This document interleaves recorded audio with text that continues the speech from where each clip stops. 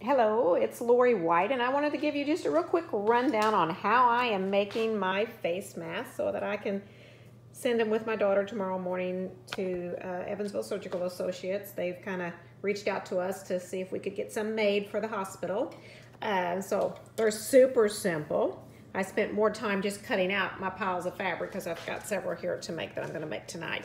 But first, you just want to cut your fabric, which is 9 inches by 6 inches, and they suggest that you use cotton and then a flannel. So this is my flannel, which is just like, you know, old-fashioned pajama material.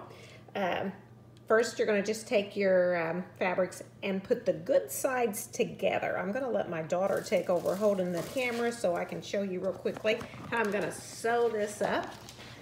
But you're going to put it together. Whoop, it went to the floor. Sorry, guys. Try this again. Just put them on top of each other. Perfect. And we got to leave an opening to pull it through in a bit. So I'm going to start about a third of the way up over here. And of course, you know, nothing's going to be perfect. I don't think those germs care. I'm going to sew and get down to this end, and I'm going to flip it around, and this is where we're going to take elastic, and you can use any kind of elastic. This is almost like hair doobies that have been cut into, or there's regular 1/4 of an inch elastic, or 1/8 of an inch elastic, or the real thin elastic. If you use the thin elastic, they suggest that you tie a knot on the end when you do this so that when you sew it, it doesn't slide through. But I just have all these scraps that I'm going to use, and it's bulky, so I'm going to throw this in here. Well, you're going to cram this up in here. My fingers can make it happen. It's always easy when you don't have it on video, but it's right in there, and I'm going to sew over that piece of elastic back and forth. I'm going to sew on down, just running my edge along the side.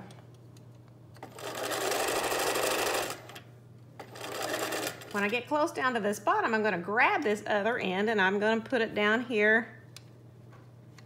I'm going to sew over it on this end. Go back and forth.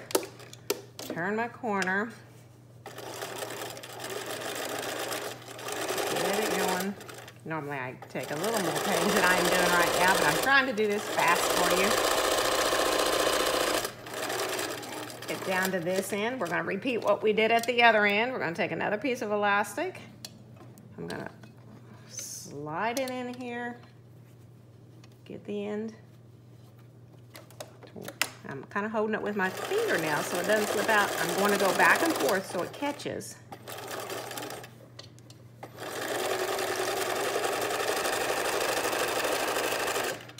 going to find that other end, pull it through, kind of position it where I want it.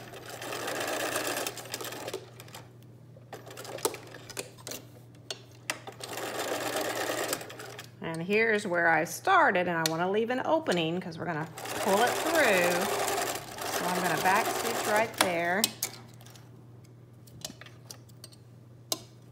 Get a little bit rid of some of these threads.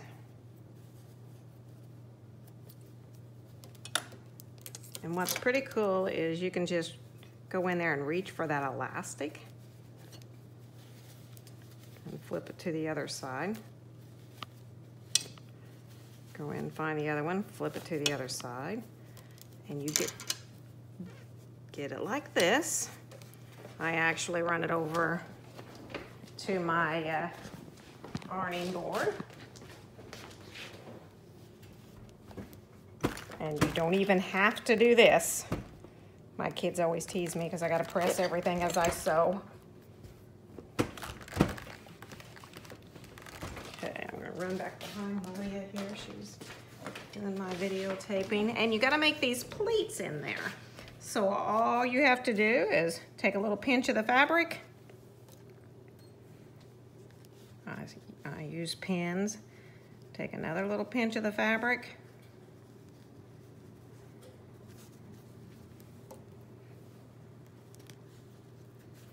Flip it over.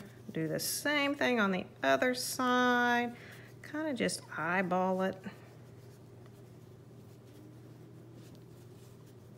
Which obviously I'm not eyeballing real good right now. Thank you. They say just make sure your pleats are going the same direction, obviously. So then we're almost done. I kind of start in here, and then you top stitch. I start over here on the side because it just seems to make it easier for me.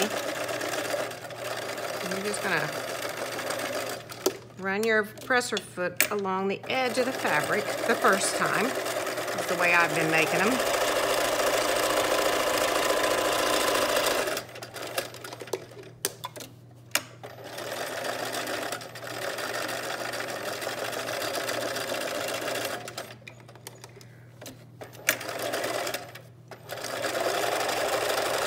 So because we're top stitching, means we're gonna close up that hole that we had, that we pulled it through when we flipped it to the other side. I'll get rid of these little threads.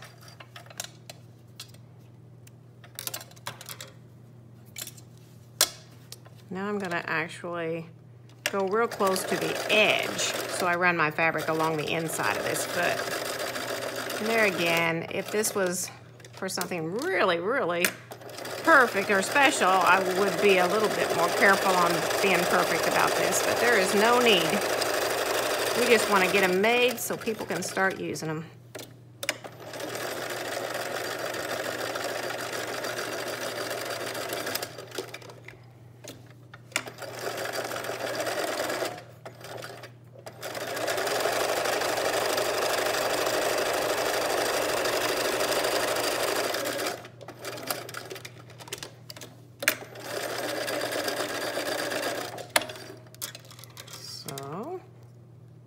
About have another one finished here.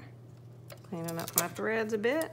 Get to take out the pins. And voila, you have a mask to help prevent all those germs from getting where we don't want them to be. So anyway, hope that helped you guys out. If you have any questions, just let me know.